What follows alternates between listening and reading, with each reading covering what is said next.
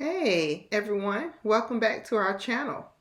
So in this video, I'm going to talk about a project we decided to do sort of at the last minute. It really wasn't the last minute, but we bought the supplies and started just on a whim. It was late on a Friday evening or Friday afternoon that we decided to head to Lowe's and get some supplies to start a new board and batten project in our family room.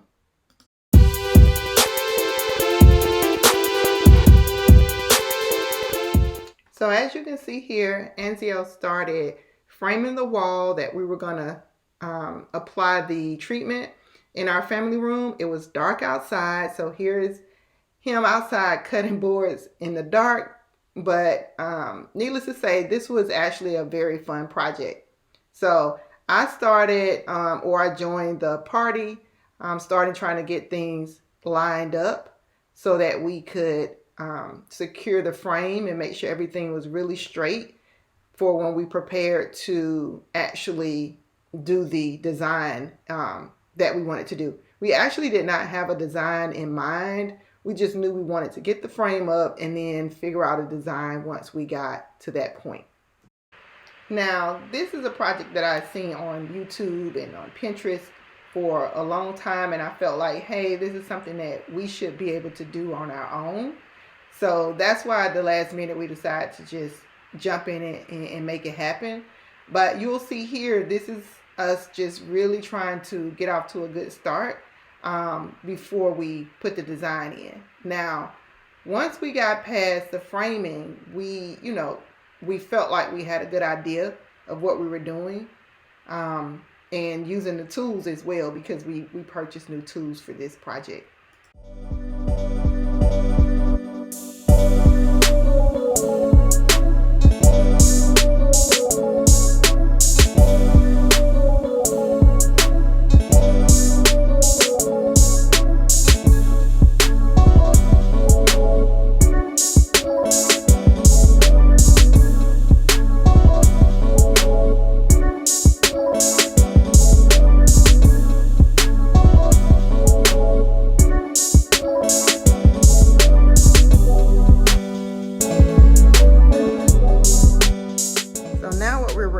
Trying to get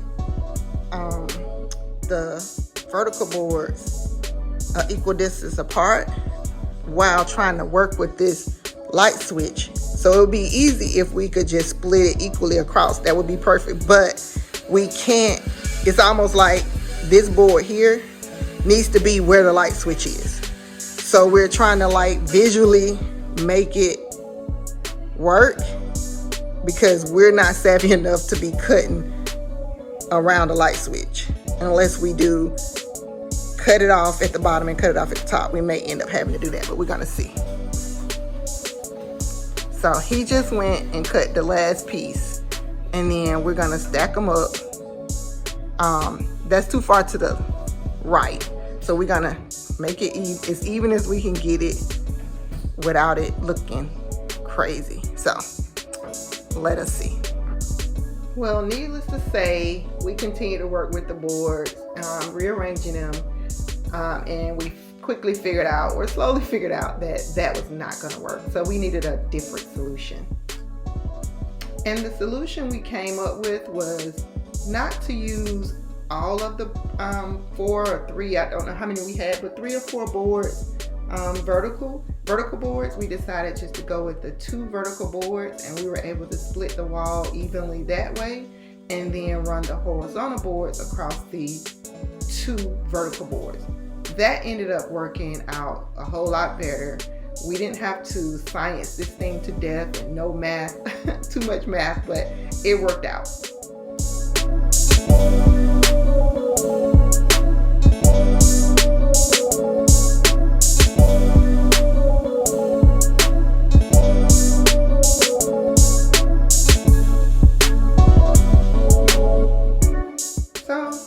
About an hour or so of cutting and getting the right measurements, we finally made it. We got all the wood pieces in that we wanted. We got the design that we wanted, and now all we needed to do was finish caulking, but we were so tired, we just decided to call it a night and start back up the next day. So here we are the next day. We have some sunshine. And last night before I actually went down, I actually went ahead and caulked and put the wood filler on the boards so that we could start sanding. But we started to run into issues where we were like, we bought sanding paper or sanding block and we were starting to get ready to sand. But as you can see here, we had like some really, really bad rough spots because we did not go with MDF. I don't know why we didn't, but we did not go with MDF. We just bought pieces of wood. It's just lack of experience. We just really didn't know. So we needed to do more sanding than one sanding block could handle. So after a couple of hours, we took a break and we went to the hardware store. We went to Lowe's and we actually went to another hardware store and we picked up a sander. We had to watch a couple of YouTube videos to kind of see what type of sander we needed and how to use it. But that went really quickly. So we picked up the tools that we need and we started sanding. So here's Anzio actually getting started. I think he was having a lot of fun doing this. I would have to say it was kind of fun and therapeutic for me as well. But once we got the sander, this particular part of the project went by a lot faster.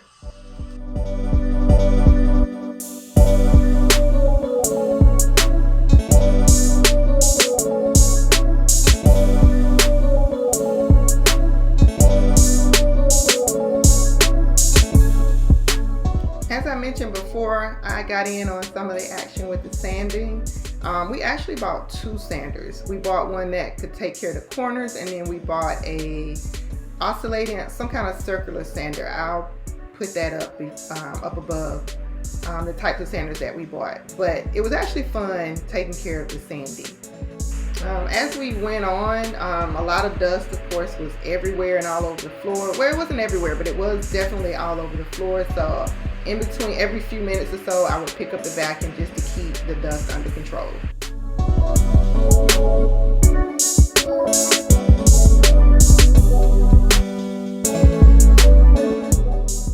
Now this is Anzio going back over all of the work we've done, making sure everything feels smooth and doing a little touch up around some of the seams. Just checking out the work that we've done because now we're getting ready to start paint. And there was another issue with the paint. We actually bought the wrong color paint. I thought I had gotten a more khaki color and I got a taupe color, so I had to go back to Lowe's and change the paint. But we have all that here, so now that we've sanded everything, we're gonna get some lunch and start to paint. So while we were sanding, our HelloFresh box came in, so we actually had a quick lunch that was delivered just fresh that day, so we didn't have to thaw anything. So I actually decided to cook the tacos for lunch for us that day, and that came out great. Now, of course, this video is not sponsored, but I did want to take a second and talk about our experience with HelloFresh. We actually love it a lot. So when our meals come in, we go ahead on and take them out of the packaging that they come in, and I put them in these plastic containers that I got from TJ Maxx and from Home Goods. I have several different sizes of them, but I just get one that would fit all of the ingredients and I put them in these containers. The meat actually comes in a separate bag, and we take the meat and we put it in the freezer out in the garage.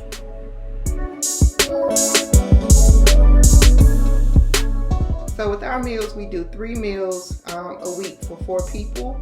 And now I have the 3 meals that came in. I have them all packaged up and ready to go to head out to the garage. That's where I keep them, in the fridge in the garage, and just stack them up there. We usually cook all 3 of them during the week, but sometimes we may miss one, so we'll have one left over, which is always good. So all I have to do is go out into the garage and pull the container out of the fridge and get the meat out of the freezer, and we're ready to go. All right, now that we've had a bite to eat, it's time to paint. So Anzio is taping and getting everything prepped and ready to paint while I am in the kitchen cleaning up. But I actually started another project, but I'll tell you about that in a little while. But here we just want to tape off everything. Like I said earlier, we got the right paint color, or at least we got a paint color that we both agreed on. So we're gonna start painting.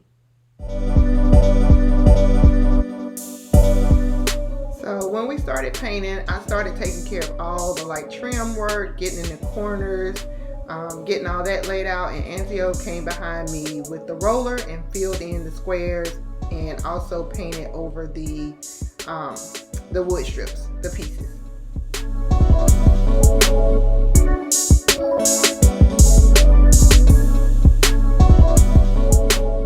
The name of the paint that we decided to go with is called Propulse.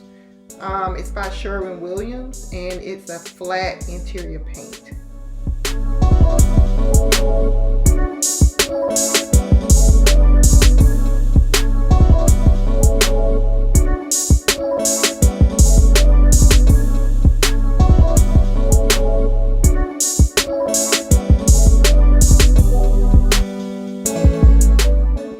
Now, while the paint dried in the family room, I started another project that I decided to do at the last minute here in our, it's not the foyer, but it's where we come into from the garage.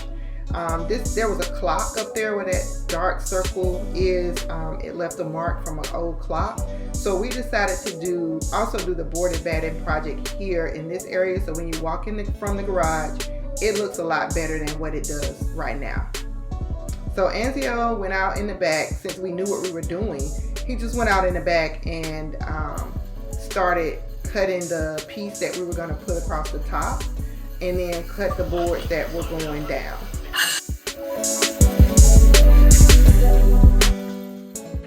So after Anzio cut the board that's going here, I had some leftover stain from a project in that bathroom, that door that you see right there.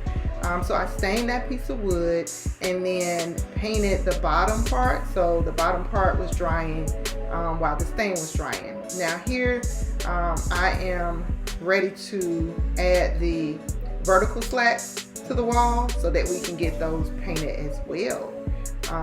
This was a last minute effort, but I absolutely love it. I think I even love this more than I love the wall in the family room.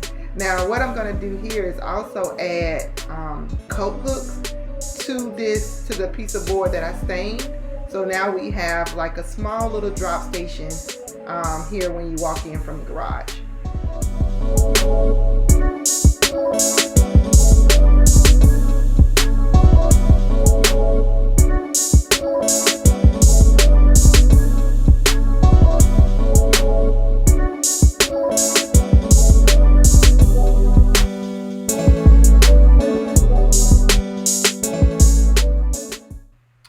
Almost there, headed to get the hooks. So I got the hooks from Lowe's, and then I stopped at Kirkland's to get this welcome sign. I wasn't sure exactly what I wanted above the stain board. Didn't want to put that clock back up, but when I saw this sign, it was perfect, and when I brought it home, it actually fits perfectly in this space right above the stained wood. And this wall is actually pretty tall. You can't really tell from this video, but the wall is really tall. The hooks accentuate the welcome sign, and we love it.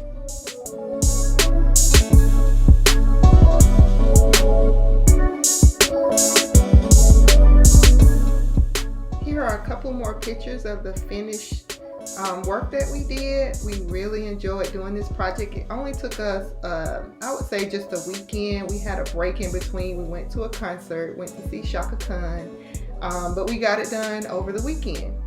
So if you like my content, please like and subscribe to our channel. I'm going to work on my office next, and then I'm going to head upstairs to my bedroom. So I would love if you would stay tuned and follow me on this design challenge. Thank you. See you next time.